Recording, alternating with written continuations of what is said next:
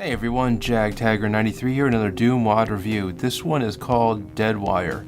Now this map came out originally in 2015 actually, and a new updated version was posted just in late 2018. It's by Xaser, or Xaser, Xaser, Acheron. And a lot of work went into this one, a whole lot of stuff went into it. It is a very interesting map in terms of its progression. Typically in a Doom WAD or Doom map, you progress by collecting different colored keys, and then you use those keys to access different parts of the environment. Here you progress by, lighting different colored torches. Once all three colored torches are lit, then you can move on to the final area. Now lighting is something that is definitely part of the theme. It's more than just aesthetics here when we're talking about lighting, because a majority of the enemies here are barely visible. The majority of them are specters, which is very creepy indeed. The lighting also appears very inconsistent. There are areas where there should be more lighting, but there isn't. But you find that there's more to the area than what you originally think as more of the map becomes unveiled. And that's very true in a very literal sense here. There are sections of the map that you can't access until you've actually lit a certain torch, and then the static clears and you can progress onward. Now when I say static, I'm not really sure what's going on with this WAD. It's a bit of a mystery, and I like that. The README file simply states that you're an engineer employed by the UAC to investigate the source of a strange signal originating from an abandoned facility. And once you go to this abandoned facility, you find some monitors that are full of static, and then your world becomes, static. Very unclear, but you need to find these torches to help metaphorically and literally light the way and guide the way. So aesthetically, it's beautiful. I love the creepy, unclear themes to this WAD as well too. And each section that you uncover has its own weapon to use, and the author has new weapons here to use. There is a flamethrower, there is a laser type rifle, there is an M16 type weapon, and you start off too with a standard rifle, the rifle that is used in the, or at least it looks like it, the rifle that's used in the beta for Doom actually, and that was a really nice touch. I really like that.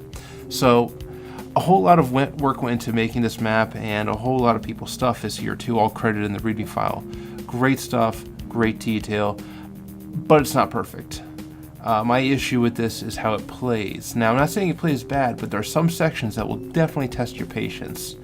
And not in the right way, more in the, that's really cheap way. For example, first time you're playing this, it's very likely you'll come to the section where you have to have all three torches lit before you can progress onward.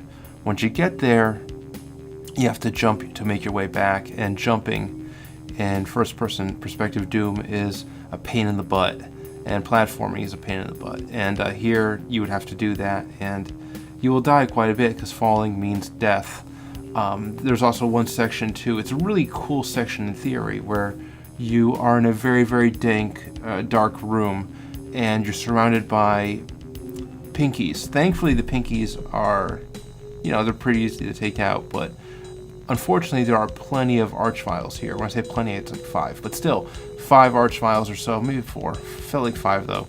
4 or 5 archviles in this very dark room, and you have a flamethrower which works really well to help navigate the room and help you see where you're going and clear out any pinkies in your way. But it's a very tough fight and a very challenging fight, one that unfortunately you will die quite a bit on, and it will test your patience.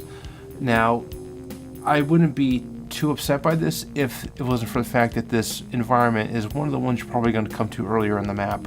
You can come to these different sections where the different torches are in any order that you want, but some are a bit more obvious than others.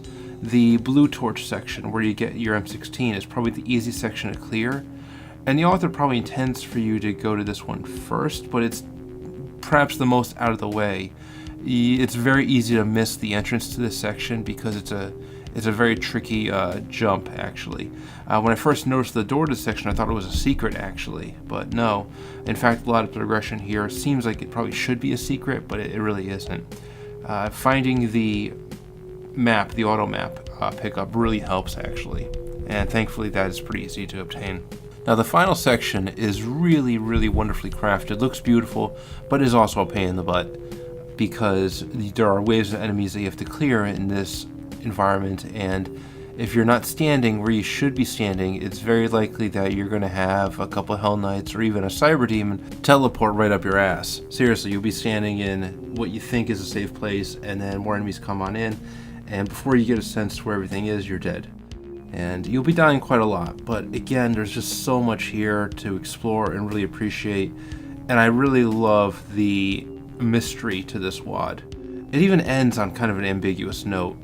Now, the readme file says that the WAD tells the tale of what happens next, and it does and it doesn't. There's a lot left to your imagination, and again, I'm one of those types of people that, like, if you put like a small, out of place door in an area, I'll fill in the blank and let my imagination run wild. And there's a lot of details here to make your imagination go crazy. You start off in a UAC type facility, but you end up investigating other areas that don't seem like it's part of a UAC type facility at all. One area actually kind of looks a bit like a church, with the religious imagery and whatnot, stuff that seems more, in keeping with something from a Quake map. Very odd for that to be here, so I'm not really sure what's happening. I mean, the amount of ghosts in this WAD, the environments that just seem very oddly juxtaposed around the UAC type facility. Some of the environments actually seem more like they come out of a city map or something.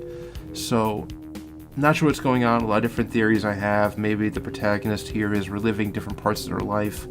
Maybe there's some sort of psychoactive drug in the environment of this UAC facility that's causing people to hallucinate. Maybe you are indeed a ghost and you're haunting this facility as well. I'm not really sure what's going on, but great stuff. I praise the author for their imagination. I just really hated the platforming, which in fairness I didn't have to do, but I didn't really know that at the time. And some of the areas are a bit cheap as well. So all in all, I give this one a 8 out of 10 or an 82%. Again, it's mostly fluff, but it's damn good fluff. And the gameplay, where it shines, it really shines. Definitely recommend playing this one if you haven't already done so.